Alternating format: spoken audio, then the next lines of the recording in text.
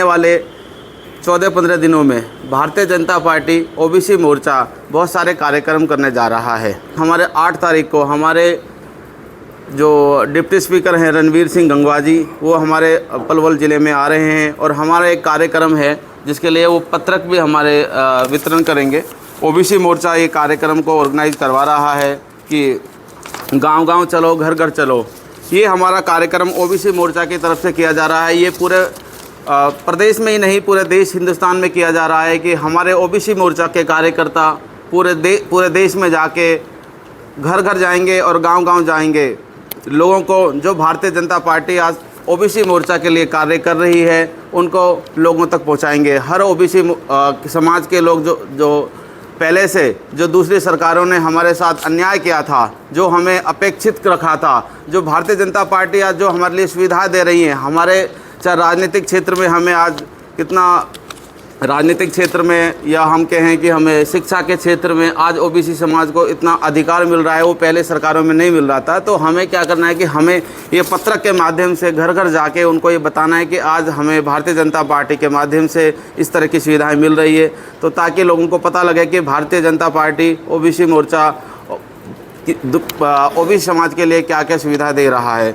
ज़्यादा से ज़्यादा भाजपा की जो नीतियाँ हैं उनका प्रचार प्रसार हम करें, तो ये करीब 52% हमारा ओबीसी समाज पूरे देश में है। तो हम लोग जितना अभी मेरे से पूर्व वक्ताओं ने, भाई जयराम जी ने बताया था, अब सरकार हमारी ओबीसी के लिए कितना कार्य कर रही है, जब तक हम गांव-गांव जाके घर घर जाके बताएंगे नहीं तो उन लोगों को कैसे पता चलेगा। आप सब लोग जानते हैं, अब सरकार का जो हमारा प्रयास है, तो जो कमीशन बनाया पिछड़ा वर्ग आयोग, वो उसको कैबिनेट रैंक का दर्जा दिया है और पिछड़ा वर्ग आयोग में जितने भी लोग हमारे ओबीसी के लोग आएंगे उनको आगे का सफल होने का रास्ता मिलेगा। आप लोग सब जानते हैं, और जितने बीपीएल परिवार की जो ओबीसी समाज से जो संबंध है, उनकी बेटियों को सुगन देते हैं शादी ब्याह में, जबकि और सरकार नहीं देती थी। और आयुष्मान भारत जो प्रधानमंत्री जन आरोग्य योजना है, उसमें 5 लाख रुपए तक का मुफ्त इलाज की सुविधा दी जा रही है। तो जब तक हम लोग गांव-गांव जाके घर घर जाके अपने समाज को, अपने सब लोगों को बताएंगे नहीं, अगर हमारा भाजपा ओबीसी समाज के लिए इतने कार्य कर रही है, इतना उनका उत्थान करने के लिए उन्हें उस लेवल पर लाना चाहते हैं ताकि वो भी हर फील्ड में आगे बढ़ें। जहाँ तक शिक्षा के क्षेत्र की बात है, विशेषकर ओबीसी के बच्चों को हर फील्ड में उनको आरक्षण दिया जा रहा है ताकि वो शिक्षित बन के स्वरोजगार करें।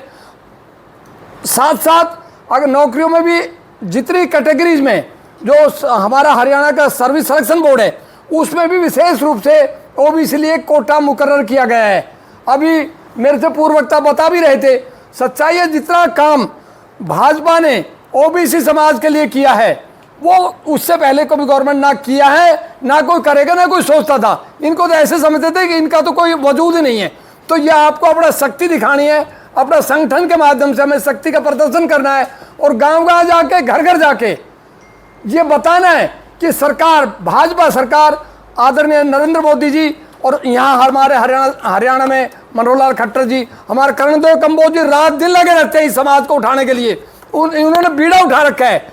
आप लोग जानते हैं कि जब तक हम लोग कार्यकर्ता प्रदेश में, आगे सर पे चुनाव भी है, 2024 ज़्यादा दूर नहीं है, तो आप लोग सभी मिलकर जब तक हमारी भाजपा की कार्यशैली के बारे में या उनकी पॉलिसीज़ के बारे में या उनका जो हम आम पिछड़ा वर्ग जो समाज है उसको कैसे उठाया जाए, कैसे उनको स्ट्रीमलाइन में लाया जाए, उनके लिए सरकार क्या क्या प्रयासरत कर रही है, वो हम लोगों को हमारा एक नैतिक फर्ज बनता है कि जाकर बताएं और उनको इस बात से अवगत कराएं कि केवल भाजपा ही ऐसी है जो आप लोगों के हित चाहती है।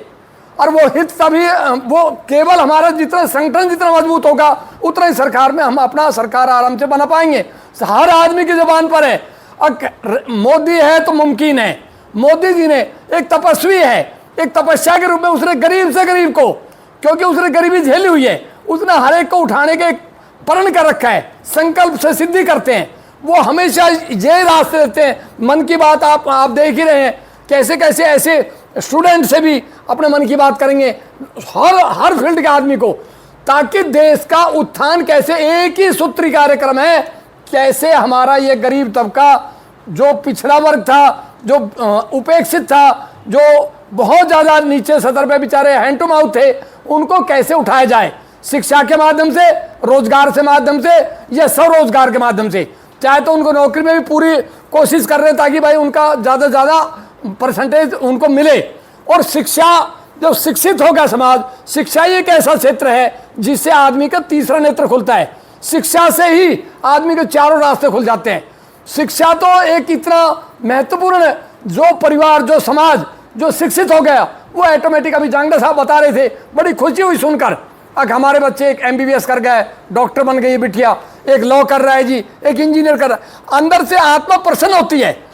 तो वो हम सब मिलकर इस बात पर गहन मंथन करें कि हमारे समाज को कैसे उठाया जाए, और भाजपा की नीतियों के बारे में हर जगह प्रचार प्रसार हमारा सबका एक नैतिक फर्ज बनता है, बढ़ चढ़ कर हिस्सा लें और गांव-गांव जाकर, और इस कार्यक्रम को भाई जयराम जी ने अभी जिक्र किया है, जो हमारे 15 दिन का प्रोग्राम है उसमें गांव-गांव जाके, घर घर जाकर सरकार की पॉलिसियों के बारे में, OBC समाज के लिए क्या क्या किया जा रहा है, वो हमारा आपका सबका फर्ज है, और इस कार्यक्रम को बढ़ चढ़कर कामयाब करो। सरकार ने अभी भी देखा है कि मुआवजा डाल दिया, जो लोगों की फसल खराब हुई थी सरकार ने, अभी तो गिरदावली भी नहीं हुई है, उससे पहले तो मुआवजा डाल दिया हरियाणा सरकार ने।